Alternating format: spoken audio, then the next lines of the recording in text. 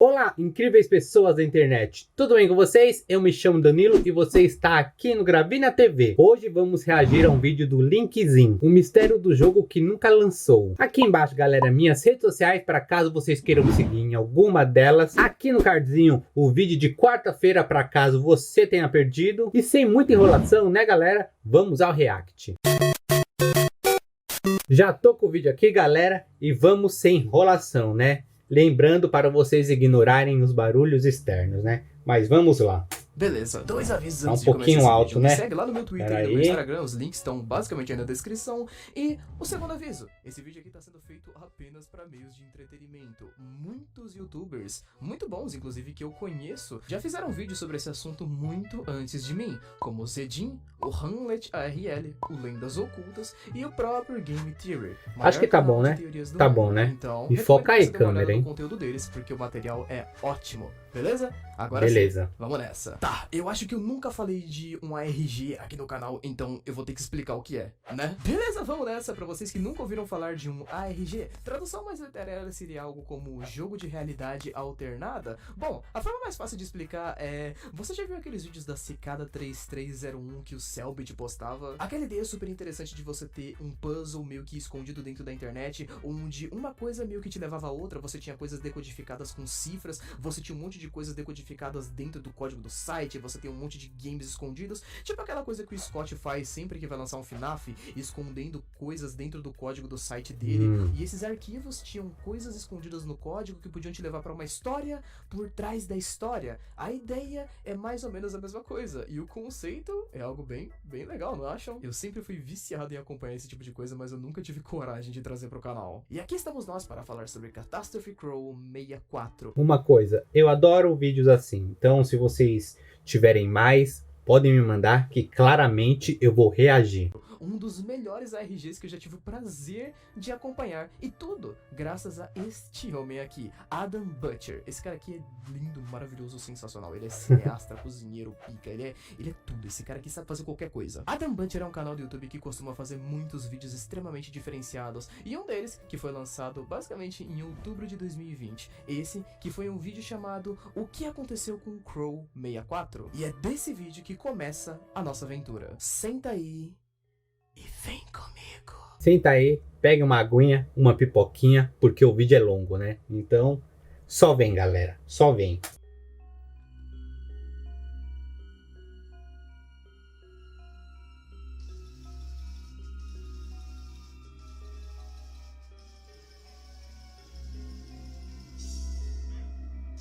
Propaganda, não quero saber.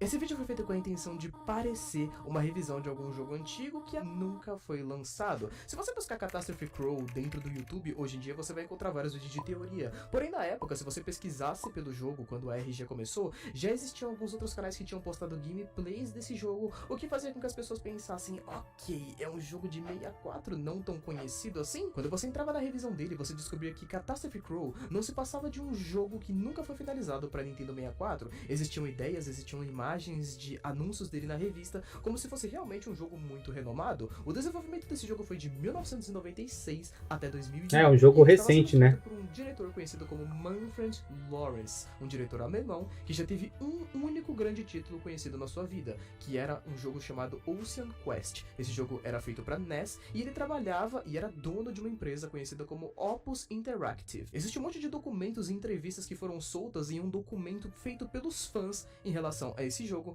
Esse documento supostamente tinha entrevistas das coisas que ele falava sobre o jogo, etc. Falava muito Documento de desenvolvimento, né? Um sistema de ressurreição infinito entre diversas outras coisas. Era pra ser um daqueles famosos games revolucionários. E obviamente que esse é o ponto que eu tenho que dizer pra vocês. Lembrem-se, isso daqui é tipo um ARG, ou seja, nada disso daqui que eu tô contando pra vocês é real. Manfred Lawrence, o jogo, etc, tudo e tal, que vocês estão vendo aqui, não existe. Isso aqui simplesmente não existe. Foi tudo criado pelo Adam Butcher. E eu acho que isso é a parte mais legal. Mais legal, né? Eu também Existe achei. uma porrada de vídeos Meio que o cara conseguiu criar todo um universo que não é real, né? É sensacional. É literatura, arte, quadrinhos, videogames, é assim, né? Perfeito. tipo, desmistificando o Crow 64 e tal, mas o intuito da história não é ela ser real, é você entrar na história e, bom, Acho que vocês entenderam, não é? E embarcar É um junto com ela, jogador né? da infância, hein? Tenho certeza absoluta. Bom, qual era o intuito do vídeo do Adam Butcher, então? A ideia é que realmente quando ele começava o vídeo ele dizia que tinha recebido um pacote. E esse pacote era basicamente uma compra que ele tinha feito no eBay, onde ele tinha conseguido comprar uma fita do Nintendo 64 com o jogo Catastrophe Crawl, que depois de milênios simplesmente apareceu magicamente no eBay para que ele comprasse. A ideia inicial do jogo era que nós íamos jogar com um personagem conhecido como Corvo.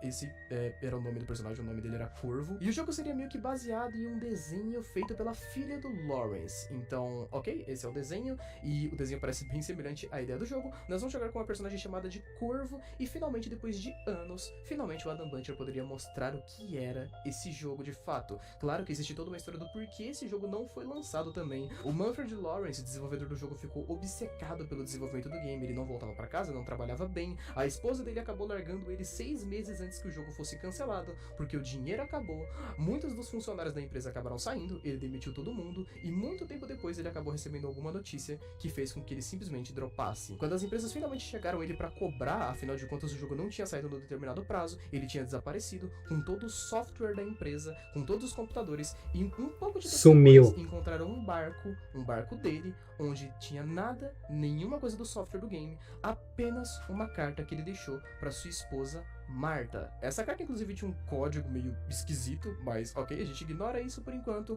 Finalmente Adam Butcher consegue o jogo e a gente consegue dar uma olhada no game pra ver do que realmente o game se trata. E tá, o jogo é basicamente Mario 64, só que com ele tem carinha de ser um Mario 64, né? corvos. Ok, esse jogo é o seguinte, a gente joga com o Sr. Corvo. Olha lá, ó, totalmente um Mario 64, né? Totalmente. Tentando alcançar todo dia um corvo mais velho com óculos que tá trabalhando pra caramba. Então é basicamente essa a ideia. A gente já pode inicialmente associar que o corvo pequeno é a filhinha ou alguma coisa do tipo do Manfred, e a gente pode associar que o corvo grande é o próprio Manfred trabalhando. Simplesmente por conta dessa cena aqui, onde ele tá muito concentrado trabalhando, e quando a gente tenta falar com ele, ele fala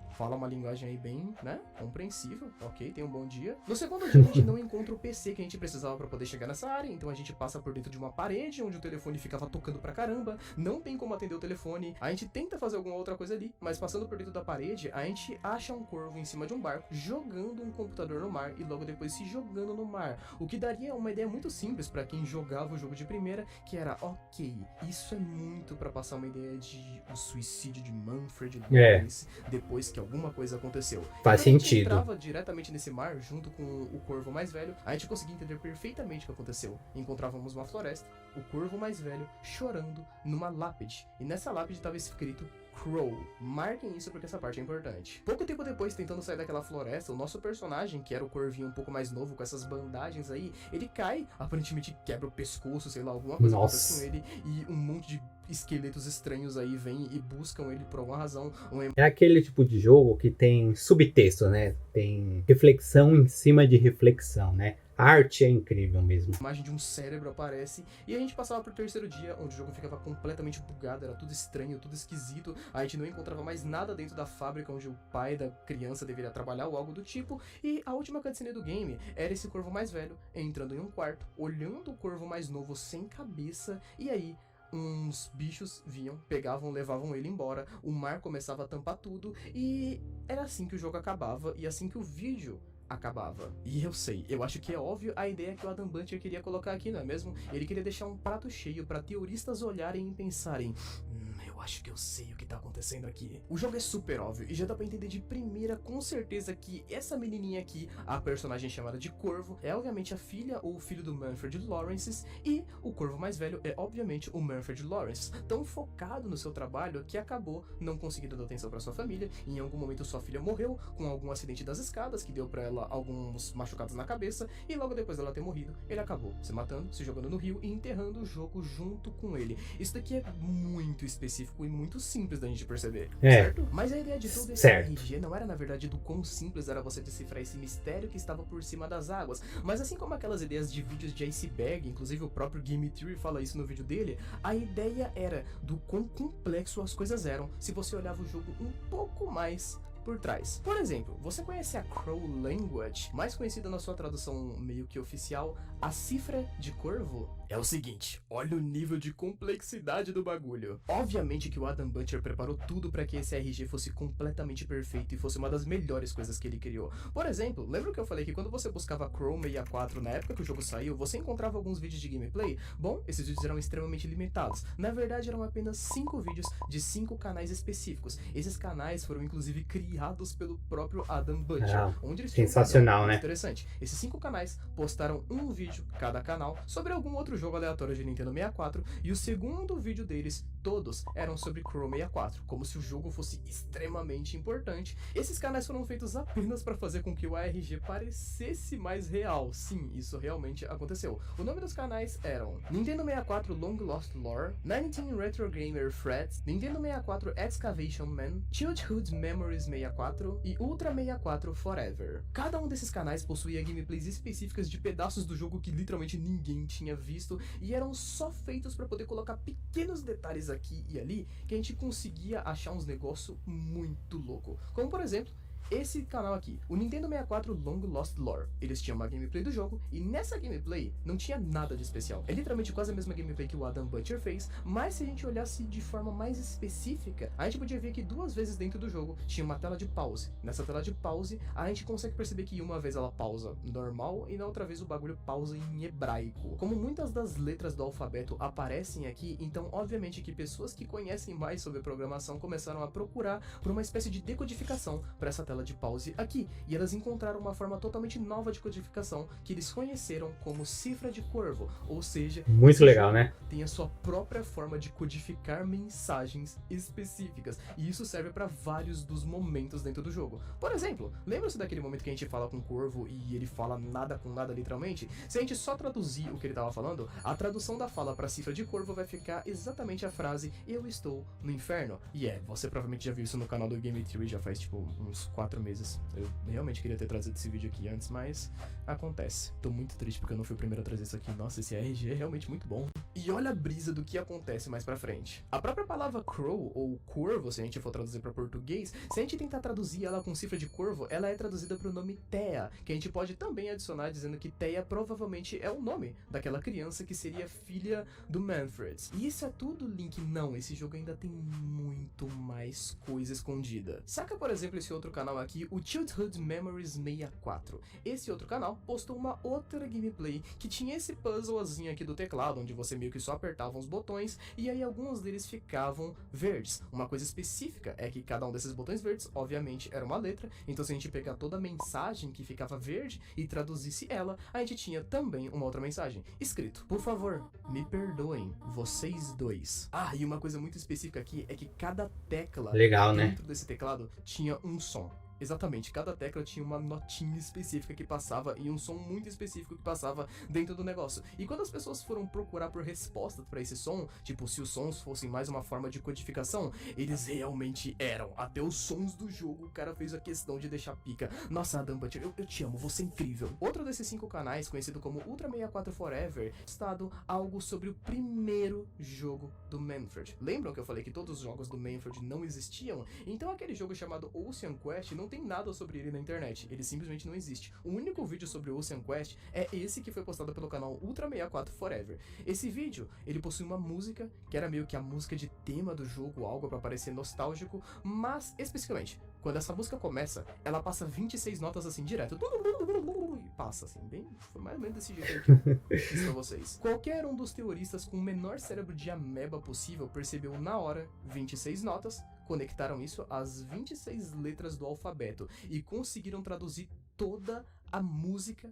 Cada nota da música se tornou uma letra e isso se tornou um poema gigantesco. E também, é claro, em vários momentos que a música tinha notas específicas, eles conseguiram traduzir os nomes Thea, Nils, Marta e Manfred. E isso se conectava diretamente com o jogo, já que dentro do game, que foi disponibilizado depois por uma página no Twitter, que era de um dos aparentemente funcionários antigos desenvolvedores, da Interactive, ele disponibilizou não só um game, como todo o código fonte do jogo. Ou seja, você podia agora jogar o jogo, você podia mexer na Unity do jogo, você podia mexer na forma como o game foi feito, para que você tentasse procurar por mais coisa escondida nos arquivos e nas coisas que não eram usadas no jogo, incluindo modelos e o código fonte. Fonte. Dentro de todo o jogo e dessas gameplays que a gente pode assistir, aparecem 4 personagens, especificamente 4 corvos. A gente tem aquele maior que eu já falei, que é o pai, que é o Manfred. A gente tem um corvo que não tem um óculos, que provavelmente é a Marta, esposa do Manfred, que supostamente teria largado ele 6 meses antes da empresa dele falir. A gente tem o corvo pequeno, com um machucado, que é a Thea, e nós temos um corvo menor ainda, que é conhecido como Nils, provavelmente uma espécie de irmão mais novo ou alguma coisa do tipo. Todos teorizam mais ou menos nessa linha, afinal de contas são coisas praticamente confirmadas. No entanto, existia muito mais coisas. Aquele documento de 70 e poucas páginas que foi feito aparentemente pela Fandom, na realidade ele também tinha sido fundado muito que provavelmente pelo próprio Adam Butcher, já que grande parte das informações que foram feitas ali foram encontradas pelo Adam Butcher ajudando alguns dos investigadores. O quão complexo esse ARG era, eu ainda não tô nem perto de dizer pra vocês metade das coisas que tinha nesse negócio. Por exemplo, olha essa simples foto aqui. Além da gente ter ali no cantinho um dos desenhos do pai com a filha, que é bem específico, olha pra aqueles... Não quero saber não, propaganda. Bloquinhos ali. A gente tem uma referência numérica e a gente tem as letras E, A, T. A tradução de It em inglês seria alguma coisa como a sua comida ou algo parecido. No entanto, se a gente traduzir isso com a cifra de corvo, ficaria traduzido como O-W-L, que seria o significado de coruja em português. E se a gente procurar dentro do código-fonte do jogo, sim, a gente encontra muitas vezes a palavra coruja, que fez com que muitas pessoas associassem mais mensagens de mais partes do código-fonte. Meu Deus, esse mistério aqui é muito bem feito, velho. Não acaba, né? Ficou tão famoso e tão cheio de teorias que chegou um ponto onde as pessoas não sabiam mais como tantas coisas se conectavam tão perfeitamente assim. Por exemplo, isso foi postado há 17 dias atrás no Reddit oficial da Fandom, que desvenda o ARG do Catastrophe Crow, onde um cara pegou todas as datas de lançamentos oficiais dos vídeos em relação disso e encontrou coisas somadas deles no código-fonte. Segundo ele, os vídeos foram lançados no dia 15. Ele pegou todas essas datas e mais algumas e fez um monte de cálculos, onde com tudo isso, ele acabou chegando na data 7 ou 8 de julho, que era uma parada que acontecia dentro do jogo, que era pra poder montar a data da morte, ou do cara ou da menina. Meu Deus do céu! O meu cérebro, ele tá explodindo, ele fica no... Inclusive, Pesado. acreditem se quiser, esse ARG ainda tá rolando. O vídeo do Game Theory já foi postado há quase 4 meses atrás, tanto quanto esses vídeos brasileiros que eu citei aí, que já apareceram bem no comecinho do vídeo, foram feitos há 2 meses atrás, e ainda assim, muita coisa sobre esse ARG ainda fica em dúvida pra muitas pessoas. Não sabemos quanto tempo vai demorar pra que os caras desvendem todo esse mistério. Galera tá Mano, descobrindo esse ARG, coisa ainda, ele né? é genial, ele é fantástico. Eu sei que você deve estar pensando, não tem nada de conteúdo novo de verdade meio que adicionado nesse vídeo, eu não resolvi o mistério, e nem eu acho que eu teria a capacidade de resolver isso aqui na verdade. Isso aqui é coisa pra gringo. Se o Game Theory não resolveu, não vai ser eu que vou resolver. Mas espero que tenha ficado pelo menos bem entretenimento pra vocês. Eu realmente gosto muito dessa parada de ARG, sempre gostei daquela vibe de vídeos do Cellbit de 2000 e poucos e tal. Isso daqui é realmente genial. Espero que vocês deem uma olhada no É vídeo genial dos mesmo. canais. E claro, se vocês quiserem dar uma olhada, entenderem bem de inglês e quiserem ver mais coisas sobre esse ARG, todos os links vão estar aí na descrição, beleza? Esse vídeo vai demorar bastante pra sair, mas espero que ele fique bom, que vocês gostem dele. Muito obrigado por ter assistido, um beijo, abraço, valeu, falou e até mais. Excelente, galera. Excelente mesmo. E é isso, galera. Este é o vídeo dessa sexta-feira. Incrível, né? Eu adoro vídeos assim que contam, revelam coisas. Eu acho sensacional. Isso é a mais pura arte que alguém pode fazer, né? Aqui embaixo, minhas redes sociais, para caso vocês queiram me seguir em alguma delas, galera. Aqui no cardinho, o vídeo da semana passada, para caso você tenha perdido. E lembre-se, me manda mais conteúdo assim, que claramente eu vou fazer react. Muito obrigado e a gente se vê na semana que vem, galera. Valeu demais!